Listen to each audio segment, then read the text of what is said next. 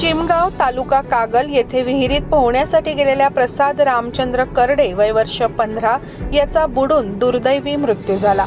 9वीची परीक्षा नुकतीच दिलेल्या प्रसादची एक्झिट चटका लावणारी ठरली असून त्याच्या मृत्यूमुळे चिमगाव गावात शोककळा पसरली आहे। या घटनेची मुरगुड पोलिसात नोंद झालेली आहे। प्रसाद आज दुपारी 12च्या सुमारास आपल्या सवंगड्यांसह गावाजवळील वगदे गावाच्या विहिरीत पोहण्यास गेला होता। त्याने विहिरीच्या पाण्यात सुळका उडी मारली असता गाळात अडकलेले त्याचे नाकातोंडात पाणी गेले। तो वरती लवकर न आल्यामुळे त्याच्याबरोबर आलेल्या मुलांनी आरडाओरडा केला। यानंतर अमरदीप भगतसिंग एंकल व आनंदा बाबू करडे यांनी प्रसादला बेशुद्ध अवस्थेत बाहेर काढून उपचारासाठी ग्रामीण रुग्णालय मुरगुड येथे दाखल केले। मात्र उपचारांपूर्वीच त्याचा मृत्यू झाल्याचे तेथील डॉक्टरांनी स्पष्ट केले। या घटनेची मुरगुड पोलिसात नोंद दाखल झाली आहे।